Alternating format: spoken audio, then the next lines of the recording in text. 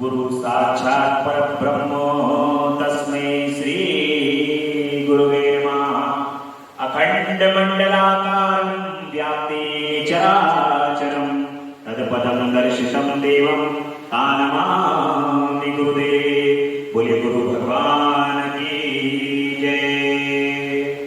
ओम गजाननं भूतगणादिसेवितं कपित्थजम्बूफलचारुभक्षणं उमासुतं शोकविनाशकारिणं नमामि विघ्नेश्वरपादपङ्कजं। बोले गणपति गजानन भगवान की जय। सर्वमंगल मंगले शिवे सर्वार्थ साधिके शरण्ये त्र्यंबके गौरी नारायणी नमस्तुते। शरणागत दीनाथ परित्राण परायणे सर्वशास्त्र हरे देवी नारायणी नमस्तुते। बोलिए अम्बा मैया की जय, जगदम्बा मैया की जय। ओम कर्पूर गौरम करुणावतारम संसारसारं भुजगेन्द्रहारं सदा वसन्तं हृदयारविन्दे भवं भवानी सहितं नमामि। ओम नमः शिवाय, ओम नमः शिवाय, ओम नमः शिवाय।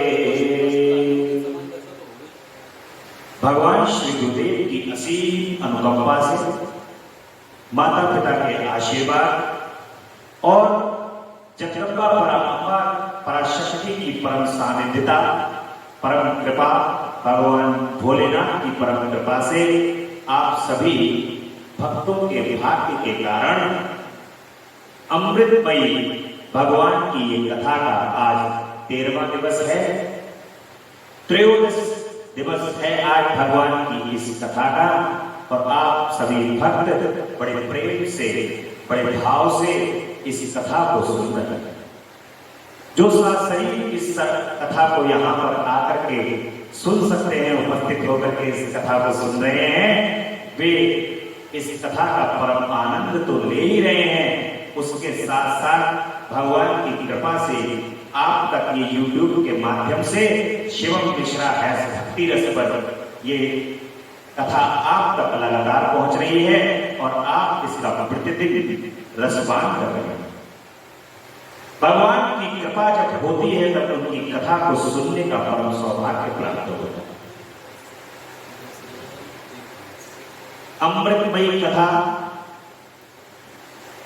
जब ये कथा का जो उदय है, इस कथा का उदय भगवान शिव और माता दोनों जब, एक वक्ता है और एक श्रोता है, तो इस संसार के अंदर भी एक वक्ता होता है और एक श्रोता होता है। और अगर सच पूछा जाए तो इस संसार में कोई भी व्यक्ति ऐसा नहीं है जो वक्ता हो। पूरा संसार जो है श्रोता है और वक्ता तो इस संसार में बस केवल एक ही है, वो है भगवान शिव। भगवान शिव ही अपनी वाणी से संपूर्ण संसार को कथा का श्रवण कराते हैं और जगदम्बा पराम्बा पराशक्ति के रूप में ये संपूर्ण संसार उस कथा का श्रवण करता है। जगदम्बा का रूप बन जाता है ये पूरा संसार और जगदम्बा का स्वरूप बन के ही पूरा संसार इस कथा का श्रवण करता है। ऐसा इस कथा का महत्व है। इसलिए जब तक आप भगवान की कथा को सुनोगे नहीं, तब तक उनके श्री चरण कमल से आपकी प्रीति उत्पन्न हो ही नहीं सकती।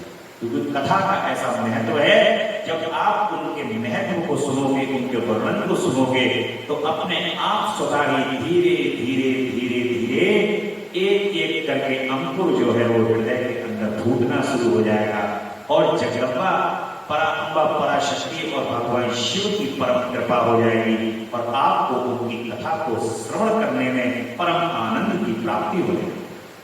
जब उनकी कथा को सुनने में परम आनंद आने लगे, तब आप समझ लीजिए कि अब मुझे अपने प्रभु के श्री चरण कमल से स्नेह और प्रेम हो गया।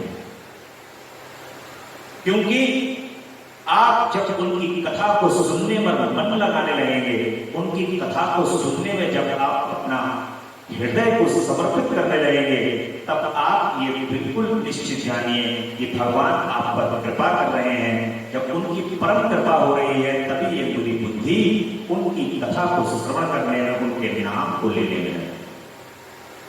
वरना ये संसार 100 बातों को भटकने के लिए आपका हृदय, 100 बातों को भटकाने के लिए आपके पास साधन है, और एकमात्र साधन केवल ब्रह्मा जी कह रहे हैं कि केवल एकमात्र साधन है, वो साधन है भगवान शिव की और शिवा की कथा को सुनना।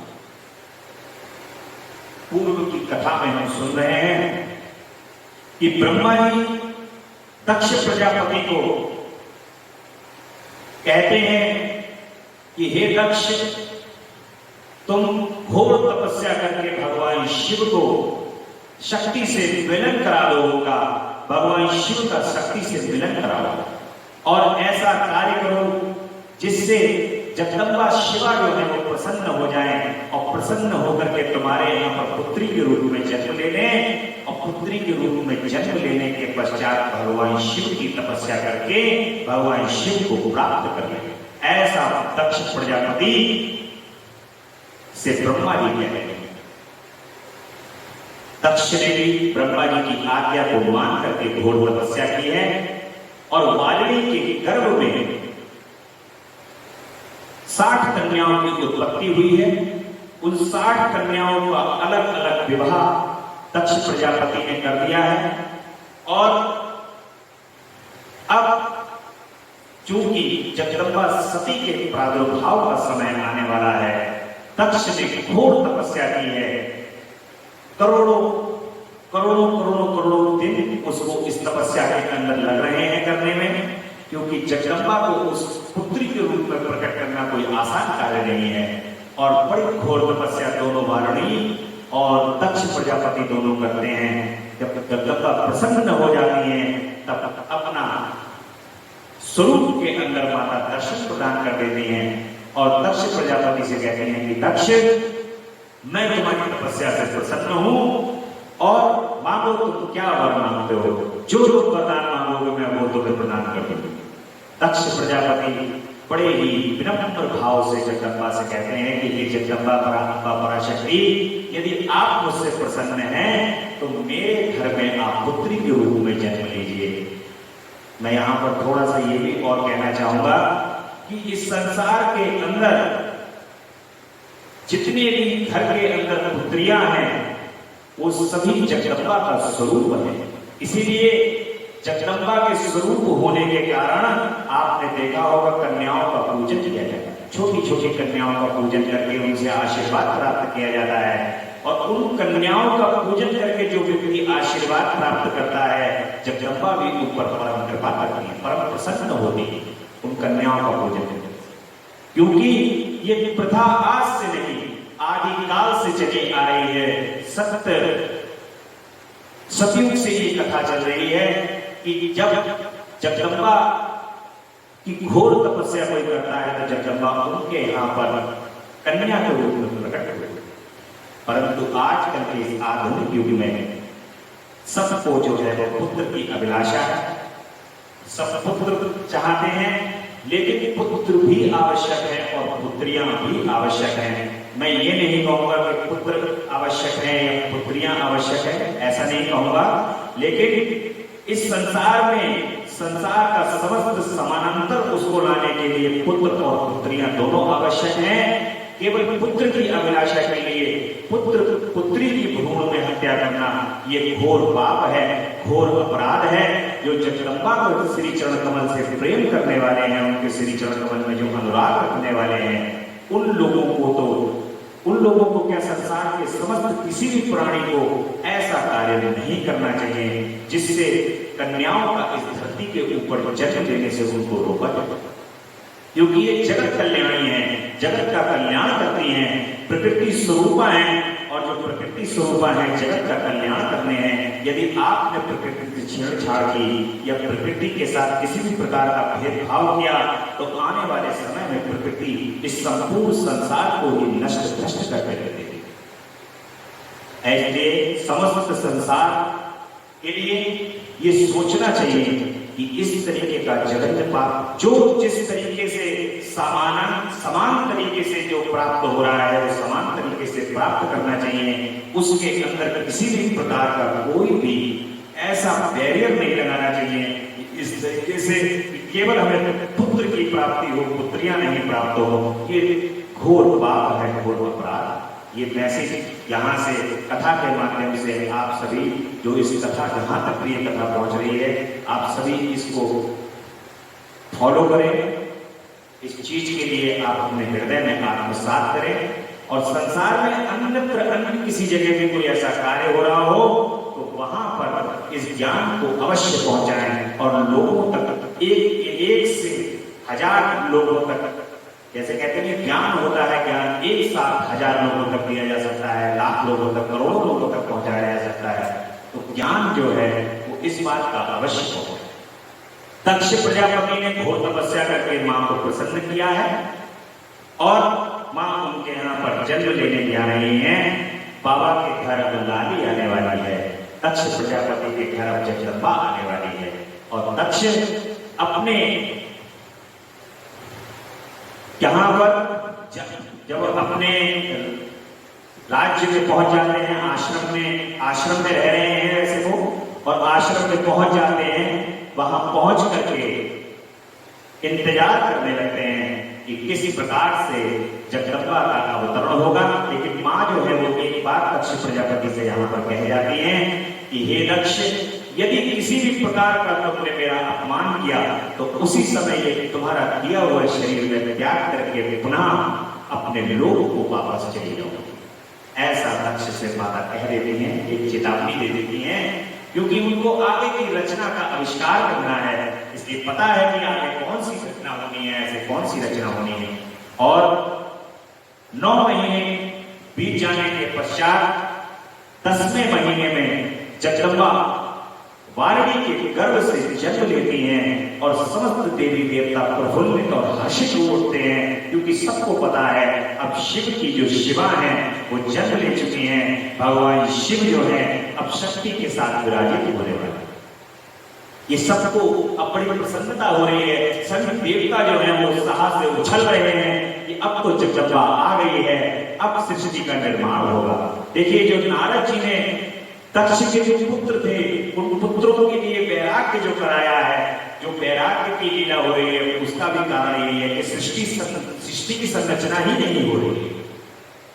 जब तक भगवान शिव जगदम्बा के साथ नहीं विराजित होंगे कैलाश पर्वत पर, तब तक इस पूरी संपूर्ण सृष्टि की रचना हो ही नहीं सकती। सृष्टि का संचालन रुक जाएगा और सृष्टि के संचालन को संचालित करने के लिए, जगदम्बा को प्रसन्न करने के लिए दक्ष ने घोर तपस्या करके अपने यहाँ पर पुत्री के रूप में प्राप्त किया है। और देवता प्रसन्न हो रहे हैं, चारों ओर बधाइयां बढ़ रही हैं कि दक्ष के यहाँ पर कन्या का जन्म हुआ है। दक्ष के यहाँ पर चंद्रमा सी कलाओं, चंद्रमा के समान मुख से सुशोभित होने वाली परम सुंदरी कन्या ने आज जन्म लिया है दक्ष के यहाँ पर। और दक्ष प्रजापति का तो मानो खुशी का कोई ठिकाना नहीं है। दक्ष प्रजापति खुशी से उछल रहे हैं, वारिणी की भी खुशी का कोई ठिकाना नहीं है। जिसके घर में साक्षात जगदम्बा प्रकट हो जाए तो उसके यहाँ तो कोई और कोई खुशी की आवश्यकता हो ही नहीं सकती, क्योंकि जहां पर साक्षात जगत जननी विराजित हो जाए, साक्षात जगत जननी जहां पर अवतरण प्राप्त कर ले, फिर वहां पर अन्यत्र तीनों लोगों के अंदर फिर कुछ ऐसा नहीं है जो उसको आवश्यकता हो। दक्ष को मानो आज सब कुछ प्राप्त हो गया है, तीनों लोग 14 भुवन उसके घर के आंगन के अंदर आ गए हैं, ऐसा दक्ष को प्रतीत हो रहा है। और दक्ष प्रजापति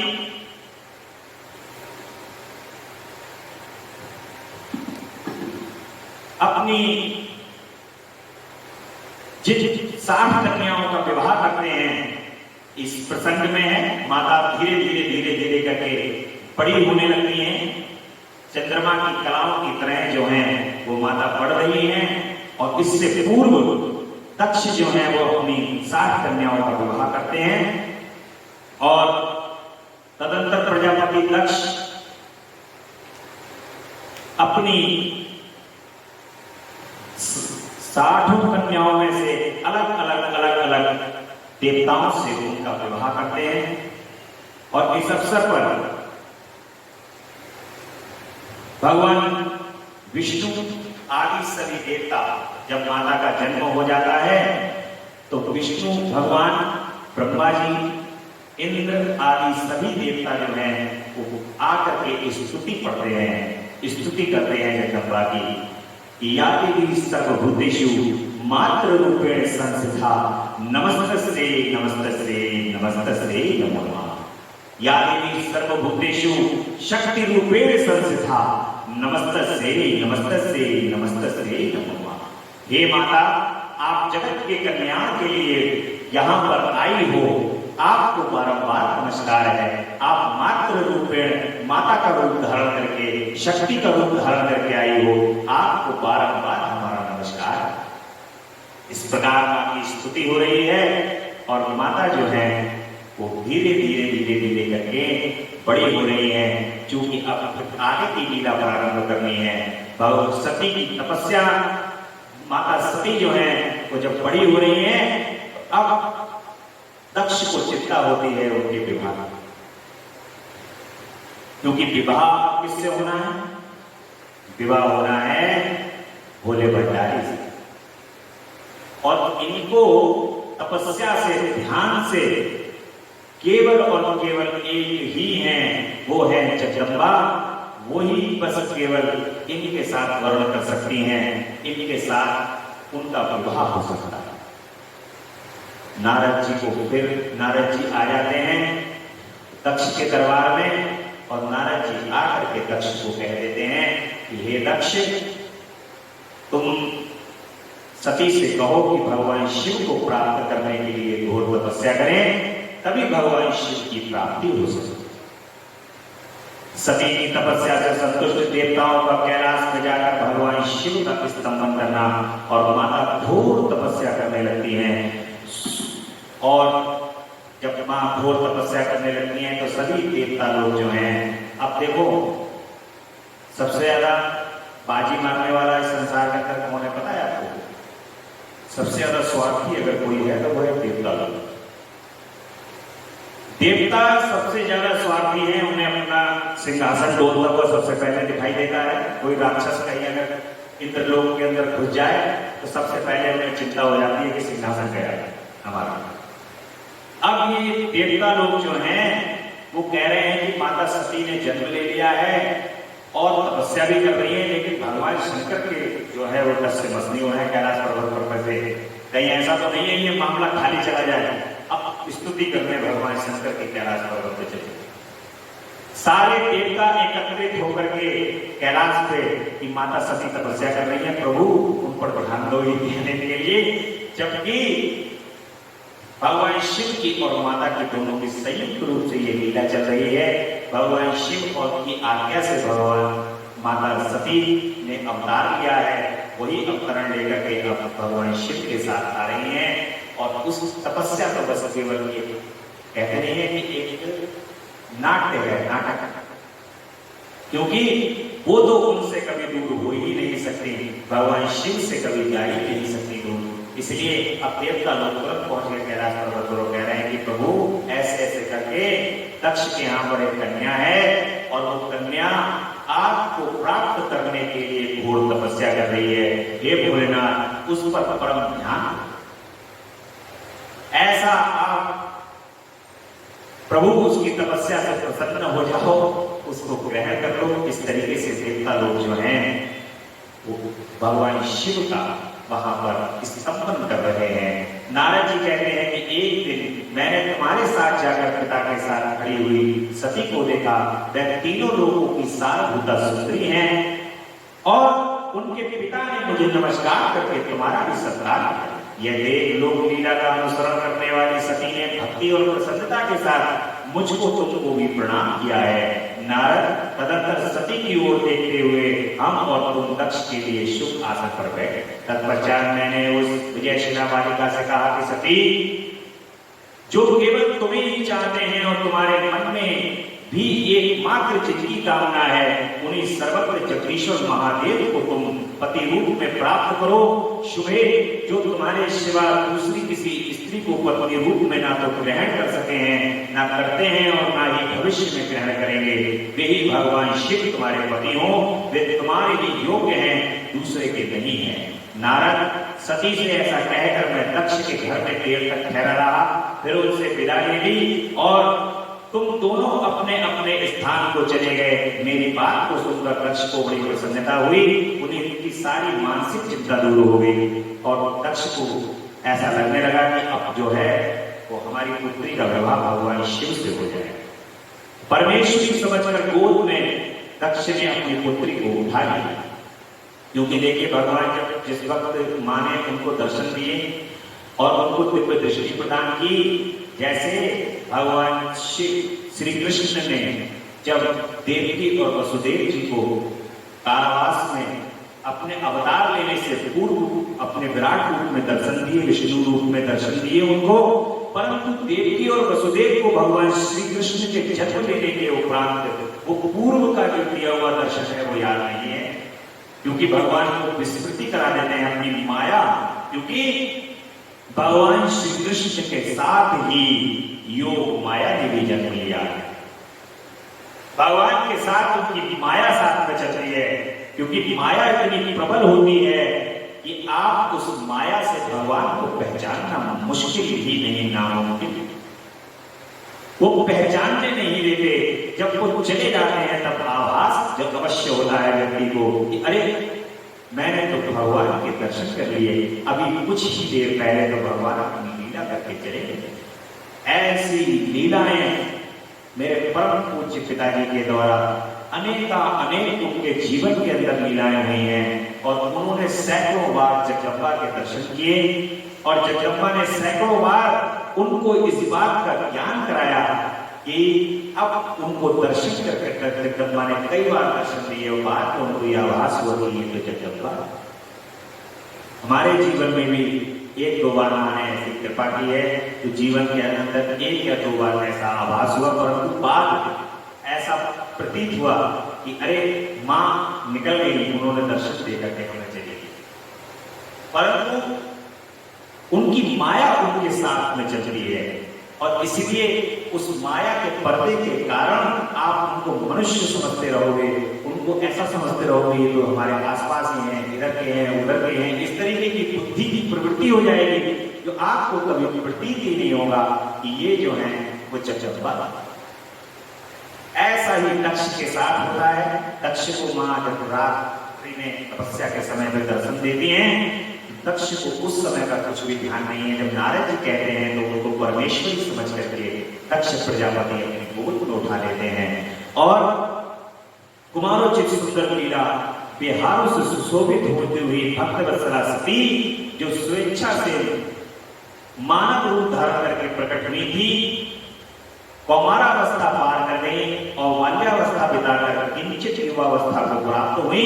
सती अत्यंत तेज एवं शोभा से उत्पन्न हो संपूर्ण अंगों से मनोहर दिखाई देने लगी। लोकेश दक्ष ने कहा कि सती के शरीर में युवावस्था के लक्षण प्रकट होने लगे हैं।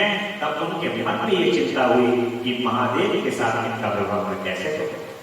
सती स्वयं भी महादेव को पाने की प्रतिदिन अभिलाषा रखती थी, अतः पिता के मनोभाव को समझकर वे माता के निकट गई और विशाल बुद्धि वाली सती रूपणी परमेश्वरी शिवा ने माता वारिणी से भगवान शंकर की प्रसन्नता के निमित्त तपस्या करने की आज्ञा मांगी। अश्विनी मास में नंदा, प्रतिपदा, षष्ठी और एकादशी तिथि में उन्होंने भक्ति पूर्वक गुड़, भात और नमक चढ़ाकर भगवान शिव का पूजन किया और उनको नमस्कार करके उसी नियम के साथ और मास को व्यतीत किया। कार्तिक मास की चतुर्दशी को सजाकर रखे हुए मालपुओं और खीर से परमेश्वर शिव की आराधना करके वे निरंतर उनका चिंतन करने लगे। भगवान शंकर को कुए और खीर बहुत पसंद है। श्रावण मास में भगवान शिव को कुए और खीर का जो भोग लगाता है भगवान शंकर बहुत प्रसन्न होते हैं। वही खीर और कुए जो है वो माँ बना के खिलाती है उनको। जगदम्बा जो है वो कैलाश पर्वत पर खीर और कुए भगवान शिव को बना करके खिलाती हैं, बड़ा प्रसन्न होते हैं। और इस तरीके से माँ लगातार घोर तपस्या में लीन होकर के भगवान शिव को प्राप्त करती हैं। ब्रह्मा जी कहते हैं कि नारद महादेव की स्तुति करके श्री विष्णु आदि सभी देवता उत्तम भक्ति भाव से कैलाश पर्वत पर भगवान शंकर के सामने चुपचाप खड़े हो जाते हैं। भगवान शिव जो है वो ध्यान में लगे हैं और तेरे ध्यान में जो लगा चित्त मेरा, भगवान शिव का जो ध्यान है चित्त है वो तेरे ध्यान में जो लगा चित्त मेरा, वो ध्यान कर रहे हैं परम ब्रह्म का। परम ब्रह्म कौन है? परम ब्रह्म तो शक्ति स्वरूपा जगदम्बा है और शक्ति स्वरूपा जगदम्बा परम ब्रह्म है। भगवान शिव और शिवा दोनों मिलकर के परम ब्रह्म का स्वरूप है। उन्हीं से ये संपूर्ण संसार व्याप्त है। देवी भागवत में अब एक बात का स्मरण आ रहा है। देवी भागवत में प्रसंग है, उस प्रसंग में भगवान श्री कृष्ण का जो अवतार है, अवतरण है, वो जगदम्बा काली का अवतार है। और भगवान राम का जो अवतार है वो तारा देवी का अवतार है। जगदम्बा तारा है और भगवान श्री कृष्ण जो है वो जगदम्बा काली है। ऐसा देवी भागवत के में लिखा हुआ है। देवी भागवत के अंदर प्रमाण है, पुराण है। और ये संपूर्ण जगत, ये संपूर्ण संसार सृष्टि शक्ति से ही संचालित है।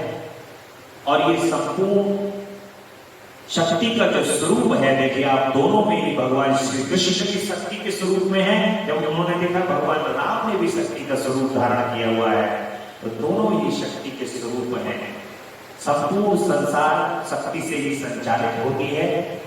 और जब एक बार ये तीनों देवता उनको ये आपस में आभास हो जाता है कि ये संपूर्ण संसार जो है वो हम ही संचालित कर रहे हैं और शक्तियों से कोई फर्क नहीं पड़ रहा, तो जैसे ही इनको ये आभास अहंकार की उत्पत्ति होती है तो जगदम्बा काली जो है वो भगवान शिव का स्थान छोड़ करके चली जाती हैं।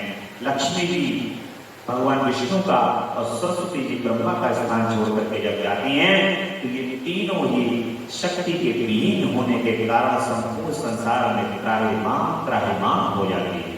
क्योंकि बगैर शक्ति के ये संसार कभी किसी भी हाल में संचालित नहीं हो सकता।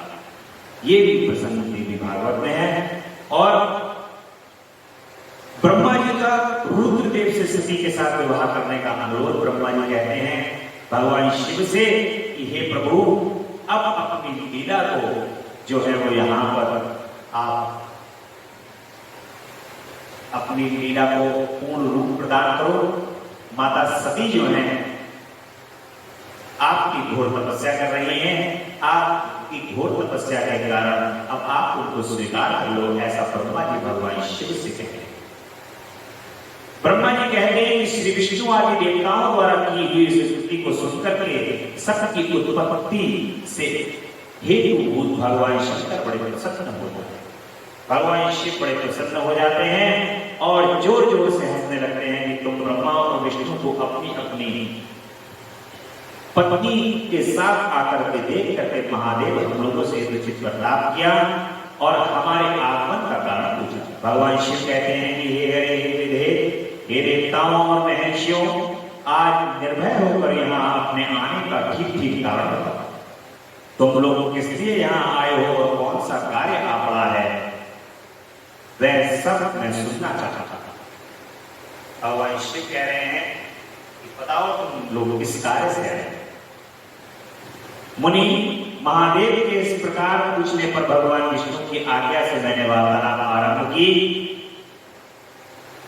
मैंने कहा कि महादेव करुणा सागर प्रभु इन दोनों इन देवताओं और इन ऋषियों के साथ जिस उद्देश्य से यहाँ आए हैं उसे सुनिए।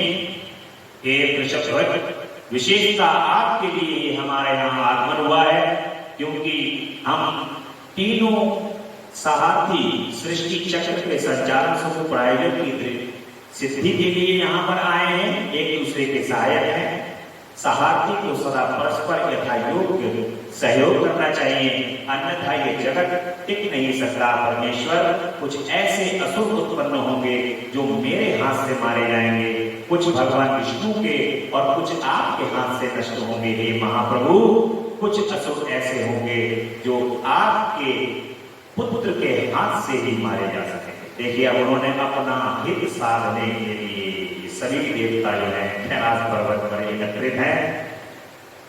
भगवान शंकर को कह रहे हैं कि प्रभु, आप यदि विवाह करोगे तो आपके पुत्र जो होंगे वो आगे का जितने भी राक्षस हैं वो केवल आपके पुत्रों से ही मरेंगे, इसलिए जो है वो आप विवाह करना। भगवान शंकर से कह रहे हैं।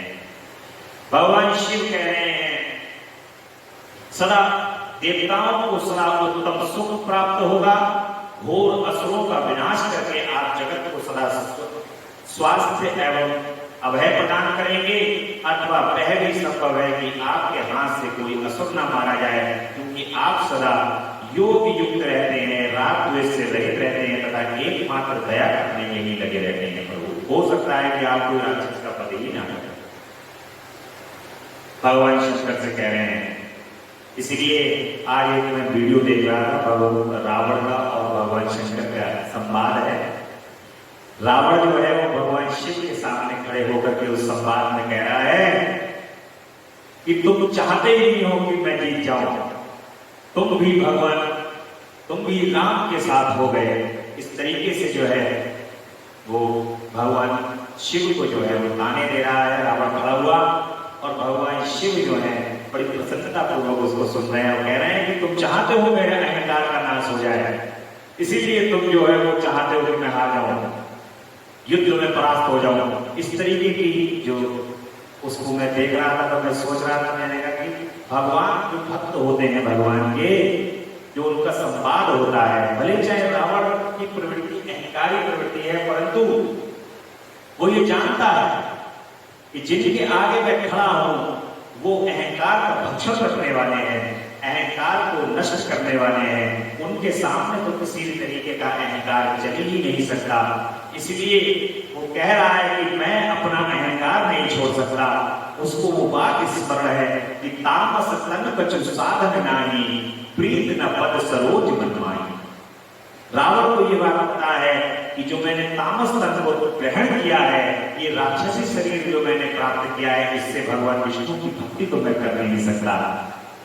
इसलिए मैंने उनसे बैर ले लिया है और बैरी बन करके मैं अब उनसे युद्ध करूंगा। जब युद्ध करूंगा उनके हाथों यदि मेरी मृत्यु होगी तो मेरा कल्याण हो जाएगा, मैं मुक्त हो जाऊंगा। ऐसा वो सोच रहा है।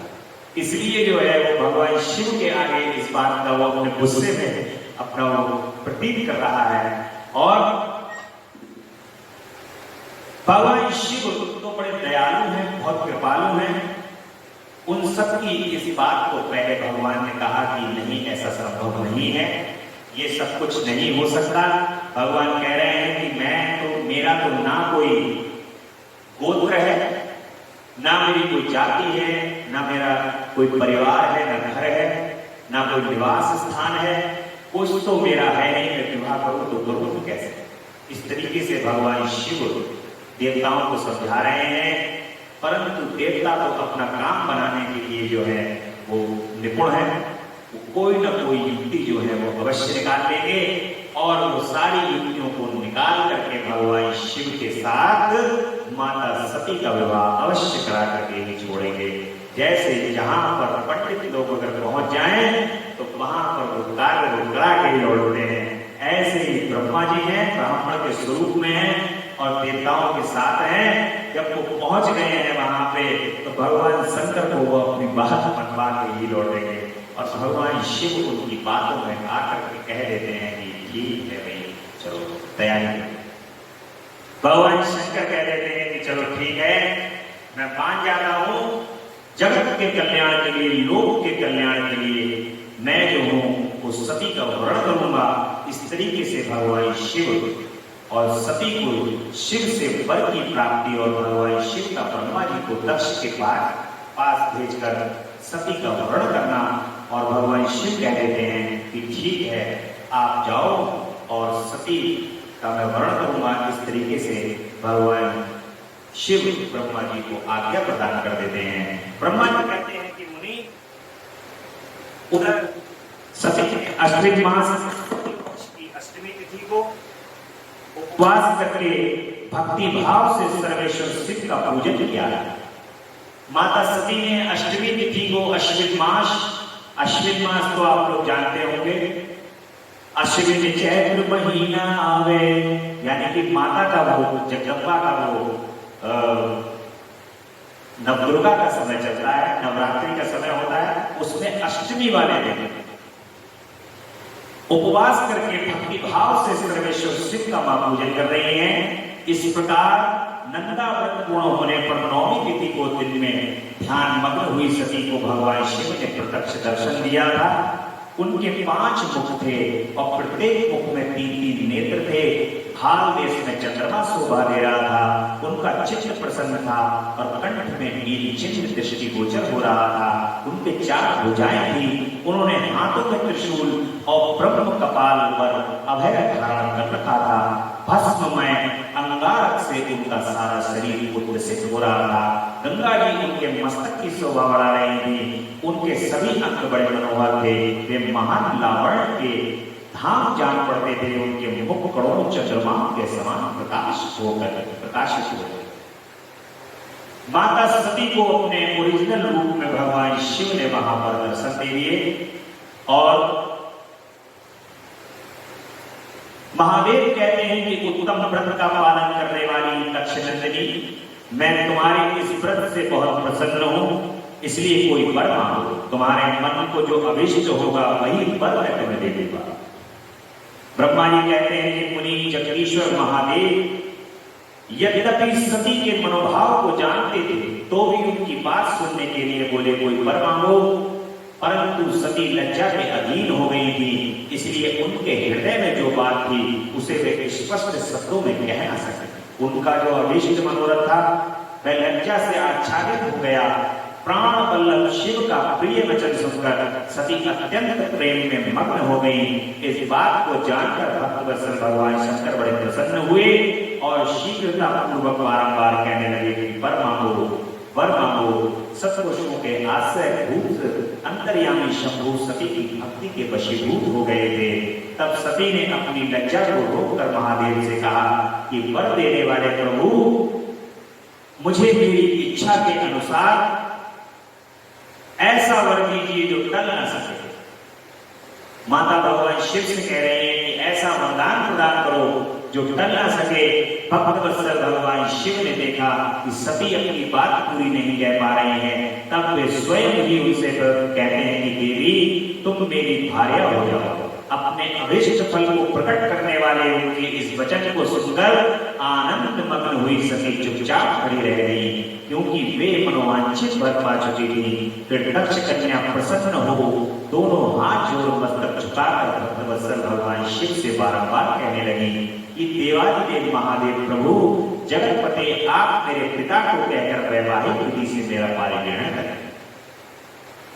ब्रह्मा जी कहते हैं कि नारद सती की यह बात सुनकर भक्तवत्सल महेश्वर ने प्रेम से उनकी ओर देखकर कहा कि प्रिय ऐसा ही होगा। तब दक्ष कन्या सती भी भगवान शिव को प्रणाम करके भक्ति पूर्वक विदा मांग जाने की आज्ञा प्राप्त करके मोह और आनंद से युक्त हो माता के पास लौट गई। इधर भगवान शिव भी हिमालय पर अपने आश्रम में प्रवेश कर दक्ष कन्या सती के वियोग से कुछ कष्ट का अनुभव करते हुए मुनि का चिंतन करते थे। जिन भगवान शिव को कामदेव के बाणों का जो उन्होंने एक स्थापित कर लिया, एक स्थान स्थापित कर दिया कि यहाँ पर कामदेव को भस्म कर दिया था भगवान शिव ने, आज वो माता सती को देख करके भगवान शिव गदगद हो रहे हैं, उनके मोह के वशीभूत हो गए हैं, क्योंकि जगदम्बा परांबा पराशक्ति भगवान शिव दोनों एक ही है। भगवान शिव और शक्ति को आपस में एक दूसरे से अलग नहीं किया जा सकता। जिस प्रकार से कृष्ण राधिका एक हैं, इनमें अंतर नाही। कृष्ण राधिका एक हैं, इनमें अंतर नाही। राधे को आधार लो तो कृष्ण स्वयं मिल जाए। राधे को आधार लो तो कृष्ण स्वयं मिल जाए। राधे राधे राधे राधे कृष्णा कृष्णा कृष्णा। जो राधा है वही कृष्ण है, जो शिव है वही शक्ति है। इन दोनों में किसी भी प्रकार का कोई भेद नहीं। दोनों में से किसी को भी आधार ले लो, परंतु क्या होता है, शक्ति को यदि याद करोगे तो शिव तो आपको प्राप्त हो ही जाते हैं। जिस प्रकार से भगवान शिव की पूजा किए बगैर माता की प्रसन्नता नहीं होती, उस प्रकार माता की पूजा किए बगैर भगवान शिव भी प्रसन्न नहीं होते। ये दोनों एक दूसरे के पूरक हैं। और भगवान शिव भी माता सती के मोह में वशीभूत होकर के आश्रम में रहने लगते हैं और इंतजार करने लगते हैं माता का। त्रिशूलधारी महेश्वर के स्मरण करने पर उनकी सिद्धि से प्रेरित मैं तुरंत ही उनके सामने जा खड़ा होता हूं। ब्रह्मा जी को बुला लिया है भगवान शंकर ने कि जाओ और दक्ष के यहां पर जाकर के विवाह का प्रस्ताव रखो। हिमालय के शिखर पर जहां सती के वियोग का अनुभव करने वाले महादेव जी विद्यमान थे, वही मैं सरस्वती के साथ उपस्थित होकर के देवर्षि सरस्वती सही मुझे आया देख सती के प्रेम पाश में बंधे हुए शिव उत्सुकता पूर्वक कहते हैं भगवान शिव, हे ब्रह्मा, मैं जब से विवाह के कार्य से स्वार्थ बुद्धि कर बैठा हूं, तब से अब मुझे कुछ इस स्वार्थ में स्वत्व एवं स्वत्व भक्ति से मेरी दक्ष कन्या सती ने बड़ी भक्ति से मेरी आराधना की है। उसके नंदा व्रत के प्रभाव से मैंने उसे अभिष्ट वर देने की घोषणा की। हे ब्रह्मा, तब उसने मुझसे यह वर मांगा कि आप मेरे पति हो जाइए। यह सुनकर के सर्वदा संतुष्ट हो मैंने भी वहां ये कह दिया कि तुम मेरी पत्नी हो जाओ। तब दाक्षिणायनी सती मुझसे बोली कि जगतपते आप मेरे पिता को सूचित करके वैवाहिक विधि से मुझे ग्रहण करें। हे ब्रह्मा, उसकी भक्ति से संतोष होने के कारण मैंने उनका यह अनुरोध भी स्वीकार कर लिया है। हे विधाता, तब सती अपनी माता के घर चली गई और मैं यहाँ चला आया। इसलिए अब तुम मेरी आज्ञा से दक्ष के घर जाओ और ऐसा यत्न करो जिससे प्रजापति दक्ष ही मुझे अपनी कन्या को दान कर दे। उनके इस प्रकार आज्ञा देने पर मैं कृतकृत्य प्रसन्न हो गया और उन भक्तवत्सल विश्वनाथ से इस प्रकार कहता हूं कि भगवान शंभो, आपने जो कुछ कहा है उस पर भली भांति विचार करके हम लोगों ने पहले ही उसे सुनिश्चित कर दिया है कि वृषभध्वज, इसमें मुख्यतः देवताओं का और मेरा भी स्वार्थ है। दक्ष स्वयं ही आपको अपनी पुत्री प्रदान करेंगे, किंतु आपकी आज्ञा से मैं भी उनके सामने आपका संदेश कह दूंगा। हे सर्वेश्वर महाप्रभु महादेव, ऐसा कहकर मैं अत्यंत वेगशाली रथ के द्वारा दक्ष के घर जा रहा हूं। देवताओं को तो ये सारी उन्होंने रचना रची है। अब भगवान शंकर से आज्ञा प्राप्त कर ली है तो 1 मिनट की देरी भी नहीं करनी है और दक्ष के घर तुरंत पहुंच जाना है। दक्ष को कह देना है कि तैयारी करो। बाकी तो स्क्रिप्ट सब लिखी हुई पहले से ही। नारद जी ने पूछा कि वक्ताओं में श्रेष्ठ महाभारत विधाता बताइए कि जब सती घर पर लौट कर आई तब दक्ष ने उनके लिए क्या किया। ब्रह्मा जी ने कहा कि तपस्या के मनोवांछित फल को पाकर के सती जब घर को लौट आई थी, तब वहां उन्होंने माता पिता को प्रणाम किया और सती ने अपनी सखी के द्वारा माता पिता को तपस्या संबंधी सब समाचार कहलाया। सखी ने यह भी सूचित किया कि सती को महेश्वर के वर की प्राप्ति हुई है। वे सती को भक्ति से बहुत संतुष्ट हुए हैं। सखी के मुंह से सारा वरदान सुनकर माता पिता को बड़ा आनंद प्राप्त हुआ है। महान उत्सव की तैयारी हो रही है। उदार चिता दक्ष और महान अश्विनी वाणी ब्राह्मणों को उनकी इच्छा के अनुसार द्रव्य दे रही हैं। अनन्य अंधों को और तीनों को धन बांटा जा रहा है। प्रसन्नता मनाने माली अपनी पुत्री को हृदय से लगा करके माता वारणी उनका मस्तक बार बार चूम रही है और आनंद मग्न होकर के बारंबार प्रशंसा कर रही है। तदंतर कुछ काल व्यतीत होने पर धर्मज्ञों के श्रेष्ठ दक्ष इस चिंता में पड़े हैं कि मैं अपनी इस पुत्री का विवाह भगवान शंकर के साथ किस तरह करूं। अब ये सरल विवाह है, भगवान शंकर से तो विवाह होने वाला है। ये ऐसा वैसा विवाह तो है नहीं कि जो संसार के अंदर बैंकट हाल बुक कर दिया, पंडित जी दे दिए, हलवाई बुक कर दिया और शादी हो गई। इस तरीके का विवाह नहीं है, ये तो भगवान शंकर से विवाह होने वाला है। दक्ष को भी सोचना पड़ेगा कि ये विवाह जो है मैं किस प्रकार से करूं। कहीं ऐसा ना हो इस विवाह के अंदर भगवान शंकर जो है वो लास्ट समय पर मना करते कि भाई मैं तो नहीं आ रहा, या इस विवाह में ये होना चाहिए, या इस तरीके का देवताओं के द्वारा कोई त्रुटि हो जाए या कुछ हो जाए। इसलिए बड़ा ही उनको फूंक फूंक करके कदम रखना था इस विवाह को करने के लिए, और ये सरल विवाह नहीं था भगवान शिव का। इस प्रकार की चिंता में पड़े प्रजापति दक्ष के सामने मैं पहुंचा और मुझ पिता को आया देखकर दक्ष प्रणाम करके विनीत भाव से खड़े हो जाते हैं और उन्होंने स्वयं को यथा योग आसन। तदंतर दक्ष ने मेरे आने का कारण पूछा, तब मैंने सब बातें बताकर उनसे कहा कि प्रजापति भगवान शंकर ने तुम्हारी पुत्री को प्राप्त करने के लिए निश्चय ही मुझे तुम्हारे पास भेजा है। इस विषय में जो श्रेष्ठ कृत्य हो उसका निश्चय, जैसा तुम्हें श्रेष्ठ लग रहा हो वैसा कर्म करो और विवाह की तैयारी करो। और ब्रह्मा जी से दक्ष की अनुमति पाकर देवताओं और मुनियों सहित भगवान शिव का दक्ष के घर आना और दक्ष द्वारा सबका सत्कार और सती और शिव का विवाह का प्रसंग है। कल की कथा में आज चूंकि थोड़ा सा विलंबकारी समय रहा, 11:15 का समय होने वाला है, और कल की कथा में हम माता सती के साथ भगवान शिव का विवाह का वर्णन सुनेंगे। बड़े प्रेम से और हर्ष से जो है वो कल माता सती का और भगवान शंकर का विवाह होगा, और फिर उसके बाद दक्ष के यज्ञ का किस प्रकार से योजना होती है, ये सारा ही कल के प्रसंग में हम सुनेंगे। भगवान शिव का और सती का विवाह और उसके पश्चात दक्ष के यज्ञ के अंदर माता सती इस प्रकार से पहुंचती हैं। और कल थोड़ी कथा ज्यादा लंबी चलेगी, देर तक चलेगी, इसलिए कल थोड़ा समय निकाल करके यथाचित समय पर सायंकाल 7 बजे से कल कथा प्रारंभ कर देंगे। 6:30 पर यहाँ पर उपस्थित हो जाएं ताकि पूजा पाठ करके 7 बजे कथा जो है वो प्रारंभ कर दें। और कल की कथा के साथ हम सती खंड, अगर मां ने कृपा, भोलेनाथ ने कृपा की तो सती खंड को विश्राम दे करके पार्वती खंड प्रारंभ करेंगे। और सोमवार को आप बड़े प्रेम से सती खंड और पार्वती खंड को सुनेंगे।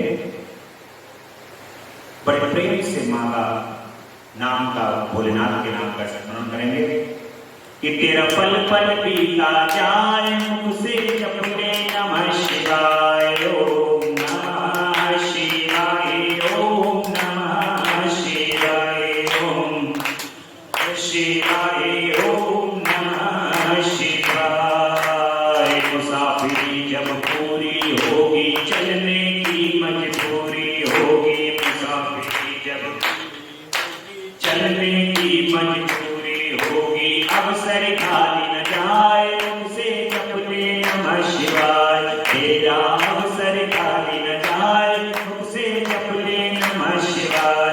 ओम नमः शिवाय, ओम नमः शिवाय, ओम नमः शिवाय, ओम नमः शिवाय। नमः शिवाय, नमः शिवाय, नमः शिवाय, नमः शिवाय, नमः शिवाय, नमः शिवाय, नमः शिवाय, नमः शिवाय।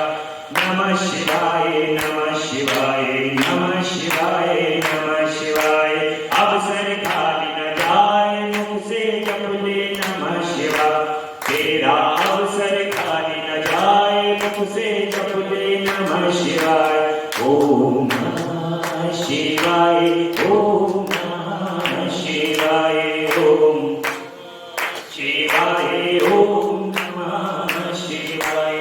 बोलिए हर हर महादेव, हर हर महादेव, हर हर हर महादेव। शिव शंभो कैलाशपति, बोलिए जगदम्बा रानी की जय, अम्बा मैया की जय। ये कथा शिवम मिश्रा ऐश भक्ति रस पर यूट्यूब के माध्यम से नृत्य सुन रहे हैं। आप इस कथा को स्वयं सुने और दूसरों को इस कथा को सुनाने का सौभाग्य प्रदान करें, पुण्य प्रदान करें। परम पुण्यमयी कथा आप दूसरों को भी सुनाएं। शिवम मिश्रा ऐश भक्ति रस चैनल को सब्सक्राइब करते रहें और उन्हें कमेंट करते रहें और परम आनंद लेते रहें, भक्ति में होते रहें। बोली जगदम्बा रानी की जय, शंकर भगवान